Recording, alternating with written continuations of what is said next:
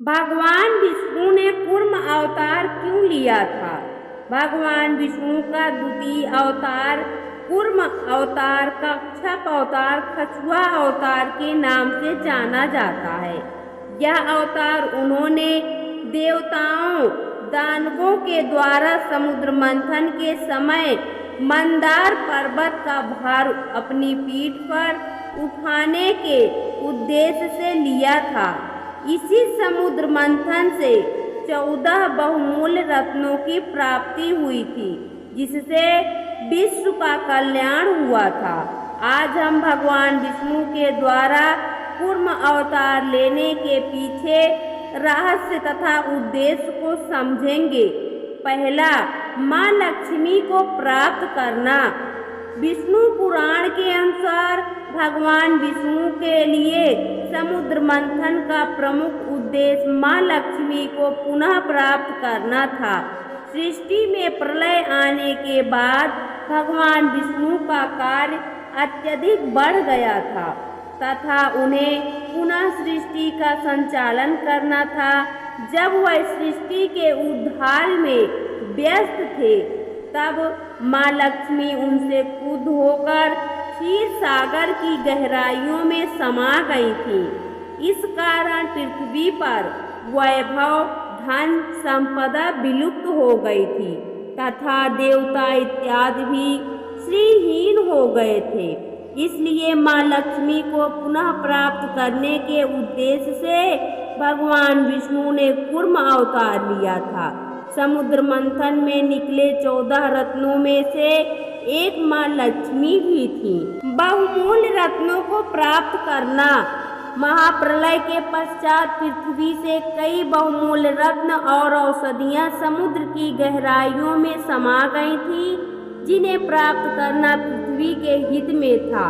इन औषधियों तथा रत्नों के द्वारा पृथ्वी का उद्धार संभव नहीं था। इनमें से कुछ औषधियाँ व रत्न जैसे कि कल्प वृक्ष, पारिजात, कामधेनु इत्यादि थे। इसके अलावा चंद्रमा भी इसी समुद्र मंथन के दौरान निकला था। इसलिए इन सभी बहुमूल्य रत्नों को प्राप्त करने के उद्देश्य से भगवान विष्णु का कछुआ अवतार लेना अति आवश्यक था। तीसरी बात, अच्छाई व बुराई का मिलन। इस अवतार को लेने के पीछे भगवान विष्णु का एक और गुप्त उद्देश्य था और वह यह समझाना था कि अच्छाई के बिना बुराई नहीं हो सकती तथा बुराई के बिना अच्छाई नहीं। समुद्र मंथन का कार्य न केवल देवता अकेले कर सकते थे तथा न ही दैत्य, किंतु यह कार्य विश्व कल्याण के लिए होना अति आवश्यक था। इसलिए उन्होंने देवताओं तथा दानवों को अलग अलग लालच देकर यह कार्य करवाया। इसके द्वारा उन्होंने यह शिक्षा दी कि किस प्रकार बुराई का भी सकारात्मक काम में सहयोग लिया जा सकता है।